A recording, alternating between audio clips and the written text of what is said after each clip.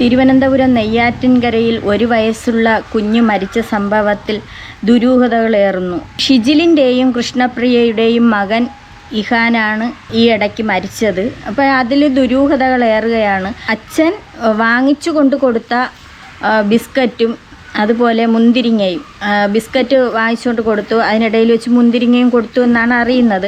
അപ്പോൾ ഈ സാധനങ്ങൾ കൊടുത്തു, അത് കഴിച്ചതിനെ തുടർന്നാണ് കുട്ടിക്ക് വയറിനകത്ത് അസ്വസ്ഥത തോന്നി, കുട്ടിക്ക് വെപ്രാളം ഉണ്ടാകുന്നു, ഹോസ്പിറ്റലിൽ എത്തിക്കുന്നു. അതിനുശേഷമാണ് കുട്ടി മരണപ്പെടുന്നത്.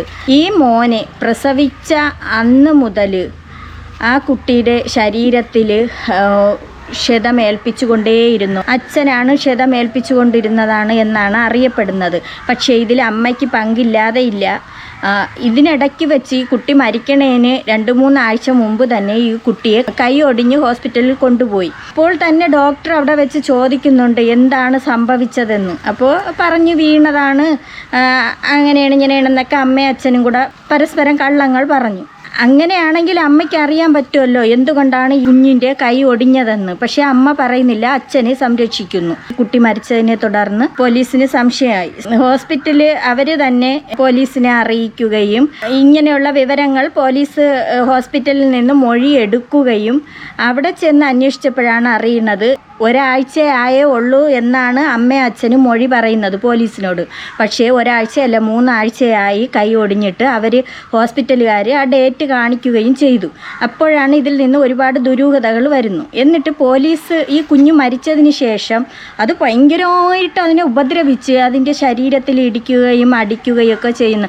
പക്ഷേ അമ്മ പറയുന്നത് അച്ഛൻ എടുക്കുമ്പോൾ അമ്മയ്ക്ക് രക്ഷയ്ക്ക് വേണ്ടിയിട്ടായിരിക്കാം അമ്മ അങ്ങനെ പറഞ്ഞിട്ടുള്ളത്. പോലീസ് 2 പേരെയും ഇരുത്തി ചോദ്യം ചെയ്തപ്പോൾ 2 പേരും പരസ്പര വിരുദ്ധമായ കാര്യങ്ങളാണ് പറയുന്നത്. അമ്മ അച്ഛനെ സംരക്ഷിക്കാൻ നോക്കുന്നു, 2 പേരും അങ്ങോട്ടും ഇങ്ങോട്ടും സംരക്ഷിക്കാൻ നോക്കുന്ന രീതിക്കാണ് കാര്യങ്ങൾ പറയുന്നത്. ഇതിൽ പോലീസിന് സംശയമുണ്ടായിരുന്നു. 2 പേരെയും ആദ്യം തന്നെ വിട്ടയച്ചതിന് ശേഷം പിന്നെ വീണ്ടും അച്ഛനെ വിളിക്കുന്നു, അമ്മയും ചോദ്യം ചെയ്യുന്നു.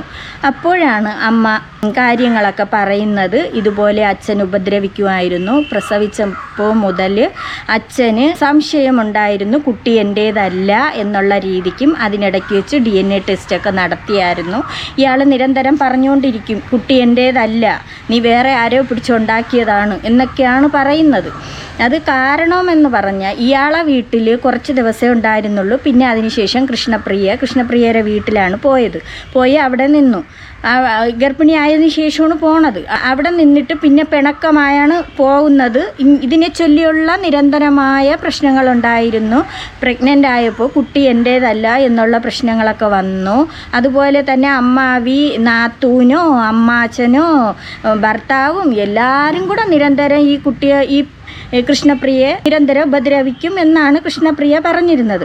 അതുകൊണ്ട് ഈ കുട്ടി സഹിക്ക വയ്യാതെ പോവുകയും പിന്നെ അതിനുശേഷം 2-3 മാസം കഴിഞ്ഞതിന് ശേഷം ഒരു വീട് വാടകയ്ക്കെടുത്ത് ഈ കൃഷ്ണപ്രിയ ഷിജിലും അങ്ങോട്ട് മാറുന്നു. അവിടെ വെച്ചിട്ടാണ് ഈ സംഭവങ്ങളൊക്കെ കൂടുതൽ നടക്കുന്നത്. എന്നാലും അമ്മയ്ക്കും അച്ഛനും എല്ലാവർക്കും ഇത് അറിയാം, കാര്യങ്ങൾ ഇയാളെ സ്വഭാവത്തെക്കുറിച്ചും അറിയാം. അവരെ പറയുന്നത് നേരെ മരുമകളെയാണ്, അതങ്ങനെയല്ലേ പറയുള്ളൂ. എന്നാലും അമ്മയ്ക്ക് കാര്യങ്ങളൊക്കെ അറിയായിരുന്നിട്ട് പോലും അമ്മ എന്തുകൊണ്ട് ഈ കാര്യങ്ങൾ മറച്ചു വെച്ചു? കുട്ടിയുടെ അച്ഛനെ സംരക്ഷിക്കാൻ നോക്കി. ഇയാൾക്ക് ലൈംഗിക വൈകൃതമുള്ള ആളായിരുന്നു. പരസ്ത്രീ ബന്ധം. ഈ ഭാര്യയായിട്ട് ബന്ധപ്പെടുന്ന സമയത്ത് തന്നെ കുട്ടി ഒരു തടസ്സമാവും, അന്ന് തന്നെ തടസ്സമായി. അതുകൊണ്ടാണ് അയാൾ കുട്ടിയുടെ നെഞ്ചിലൊക്കെ വയറിലിടിക്കുകയൊക്കെ ചെയ്തത്. കുട്ടിക്ക് അഗാധമായ പരിക്കുണ്ടായിരുന്നു, ക്ഷതമേറ്റു, ഉള്ളിനകത്ത് വരെ ക്ഷതമേറ്റായിരുന്നു. കൈ വലിച്ച് വിരിയാണ് ചെയ്തത്. വലിച്ച് തിരുക്കി വിരിഞ്ഞാണ് ഈ അച്ഛൻ ഓടിച്ചതായിട്ടാണ് അന്വേഷണത്തിൽ ഇയാൾ ഏറ്റു പറഞ്ഞത്. അപ്പോൾ ഈ അമ്മ വന്നിരുന്ന് ഓരോ കാര്യങ്ങളൊക്കെ പറയുന്നുണ്ട്. അതിനുശേഷം മീഡിയയുടെ മുന്നിൽ വന്ന് അച്ഛനെ പറ്റി പറയുന്നു. അച്ഛനെ അറസ്റ്റ് ചെയ്തുകൊണ്ട് പോയതിന് ശേഷമാണ് മീഡിയയുടെ മുന്നിൽ പറയുന്നു. പോലീസിൻ്റെ അടുത്തും കുട്ടിയെ വേദനിപ്പിക്കുമായിരുന്നെന്നും കുട്ടിയെ അച്ഛൻ എടുക്കുമ്പോൾ കുട്ടി ഭയങ്കര കരച്ചിലായിരുന്നു, ഇങ്ങനെയൊക്കെ ഉള്ള കാര്യങ്ങളൊക്കെ പറയുന്നുണ്ട്. അതുപോലെ കുട്ടി കൃഷ്ണപ്രിയയുടെ കയ്യിൽ മകൻ ഇരുന്നാൽ ഓടി വന്ന് അച്ഛൻ പിടിച്ച് വാങ്ങിച്ചുകൊണ്ട് പോയിട്ട് അയാൾ പിടിച്ചു വെക്കുമ്പോൾ കുട്ടി കരയുന്നു, അതിനെ ഉപദ്രവിക്കുന്നു എന്നൊക്കെയാണ് ഈ അമ്മ പറയുന്നത്. ഇത്രയും നാൾ ഈ കുട്ടിയെ ഉപദ്രവിച്ചുകൊണ്ടിരുന്നിട്ട് എന്തുകൊണ്ട് ഈ അമ്മച്ചിക്കാരി കൃഷ്ണപ്രിയ എന്നുള്ളവൾ ഇതെല്ലാം കണ്ടുകൊണ്ട് നിന്ന് എന്തുകൊണ്ട് ഇവക്ക് ഈ കുട്ടിയെ എടുത്തുകൊണ്ട് അവളെ വീട്ടിലേക്ക് പോയില്ല? അതും ഒരു ചോദ്യമാണ്.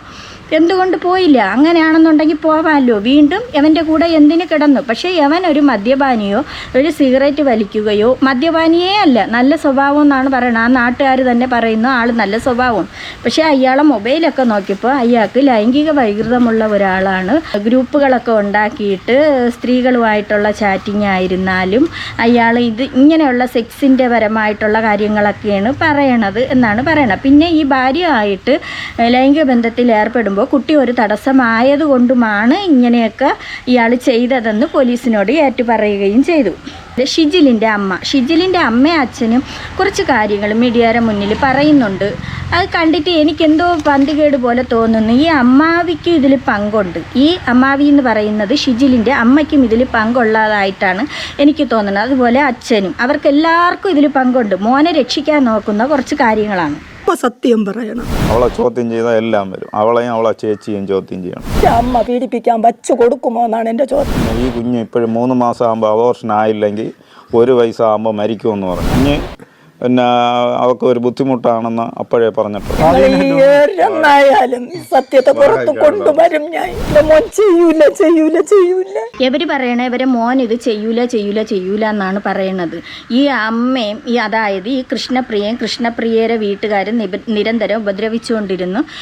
ഇവരെ മകനെ അവർക്ക് ഇഷ്ടമില്ലായിരുന്നു എന്നാണ് പറയണത്. കൃഷ്ണപ്രിയയുടെ വീട്ടുകാർക്ക് അവരോരോന്ന് പറഞ്ഞുകൊണ്ടിരിക്കുമായിരുന്നെന്നാണ് പറയണത്. ഇവൻ്റെ ഈ അമ്മേരെയൊക്കെ കരച്ചിൽ കണ്ടിട്ടേ, ഈ ഷിജിലിൻ്റെ അമ്മയുടെ കരച്ചിലൊക്കെ കണ്ടപ്പോൾ എന്തോ പന്തികേടുണ്ട്, ഒരു കള്ളക്കരച്ചിൽ പോലെ.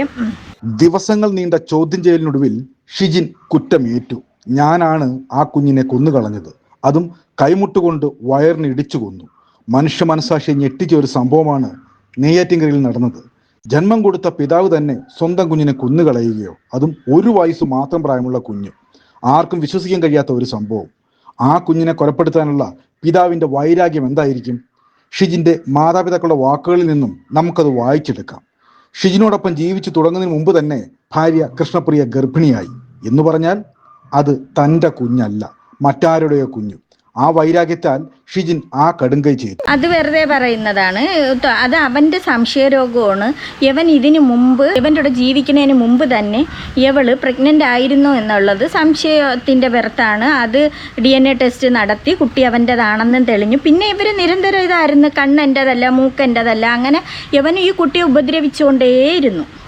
പക്ഷേ ഇവള് എല്ലാം മറയ്ക്കുന്നുണ്ട്. ഇവൻ്റെ ഭാര്യയായ കൃഷ്ണപ്രിയ മറയ്ക്കുന്നുണ്ട്.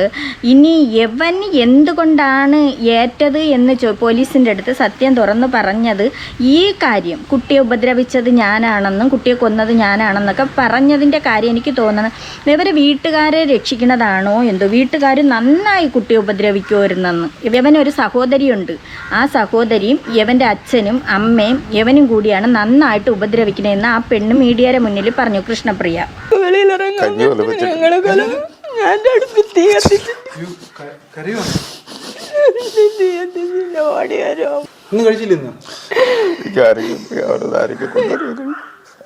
അവര്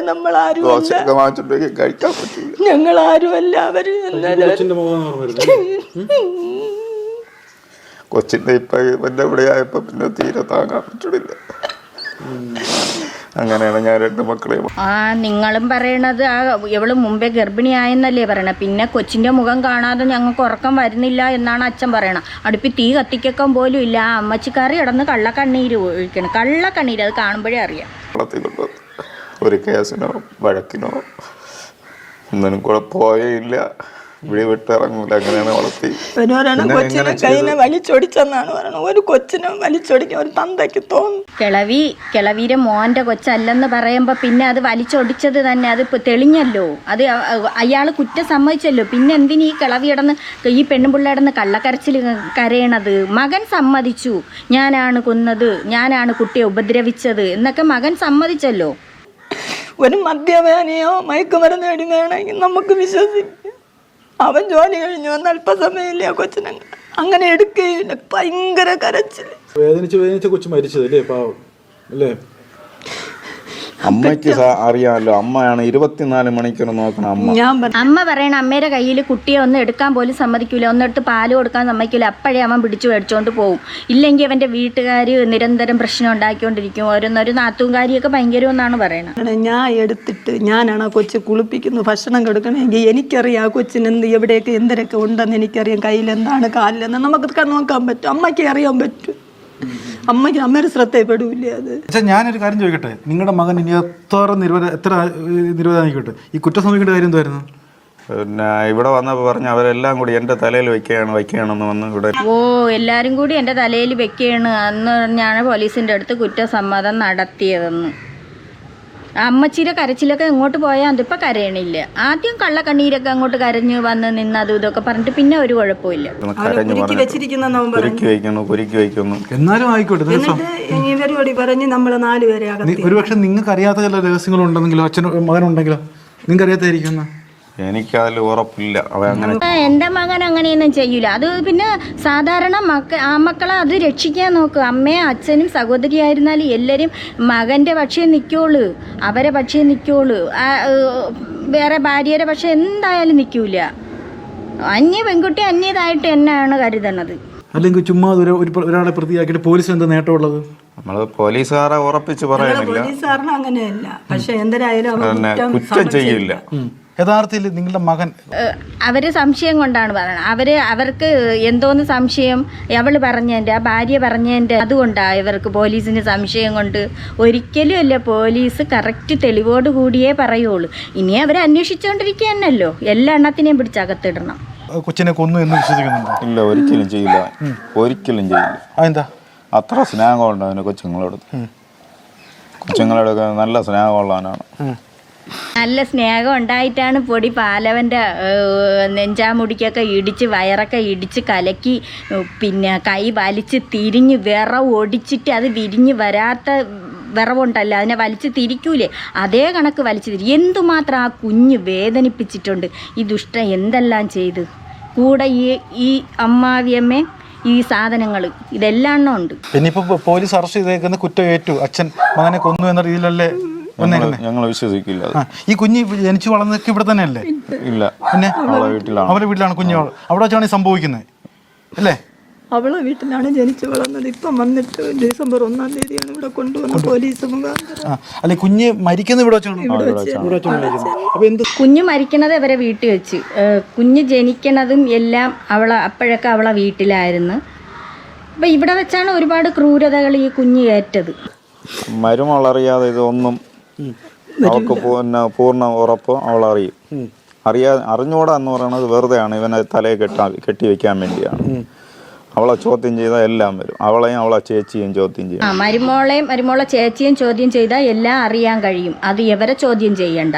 ഇത് എല്ലെണ്ണത്തിനെയും ചോദ്യം ചെയ്യണം, എല്ലെണ്ണത്തിനെയും പിടിച്ചകത്തിടണം. അല്ല, എന്തായാലും കുഞ്ഞ് മരിച്ചത് കൊലപാതകമാണെന്ന് വ്യക്തോ അല്ലേ? അത് വിശ്വസിക്കുന്നുണ്ടോ? അച്ഛനും വിശ്വസിക്കുന്നുണ്ടോ? പിന്നെ കുഞ്ഞിനെ ഇങ്ങനെ ആക്കിയത് മകനാണ്. സ്വാഭാവികമായിട്ടല്ല മരിക്കുന്നത്. പോസ്റ്റ്മോർട്ടം റിപ്പോർട്ട് ഇടിച്ചു കൊന്നു എന്നാണ് അവർ പറഞ്ഞത്. അമ്മയാണ് ആ കൊച്ചിന് 24 മണിക്കൂറും കൊണ്ട് നടക്കുന്നത്. അമ്മ പറയണത് അമ്മേരെ കയ്യിൽ കൊടുക്കൂല, എപ്പോഴും ഇവരാണ് എടുത്തോണ്ട് പോണത്. ഈ മകനും ഈ അമ്മാവിയൊക്കെ ദുഷ്ടത്തി എന്നാണ് പറയണത്. നമ്മുടെ കയ്യിൽ തരില്ല. അവൾ ബാത്റൂമിൽ പോയാലും തുണി കഴുകുക, ഇവിടെയൊക്കെയാണ് തുണി കഴുകാൻ കൊണ്ടുവന്ന് തുണി കഴുകാൻ പറഞ്ഞെടുത്തും അവൾ ടോയ്ലറ്റിൽ പോയാൽ എല്ലാം കൊച്ചിന് അവളാണ് കൊണ്ട് നടക്കുന്നത് 24 മണിക്കൂർ.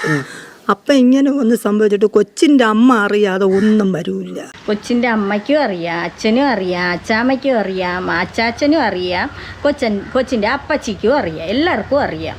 കൊച്ചിൻ്റെ അമ്മ സത്യം പറയണം. അവൻ പണിക്ക് പോകും, പണി കഴിഞ്ഞിട്ട് അവൻ ഇപ്പം രാത്രി ഓരോ ജോലികളല്ലേ, അതൊരു സമയങ്ങളിലാണ് അവൻ പറഞ്ഞത്. ചിലപ്പോൾ രാത്രിയാവും, ചിലപ്പോൾ രാത്രി 12 മണിയാവും, ചിലപ്പോൾ 9 മണിയാവും. ആണുങ്ങളാണ്. അപ്പം മക്കളെ നോക്കാനുള്ളത് വീട്ടിലിരിക്കണ അമ്മമാർ തന്നെയല്ല.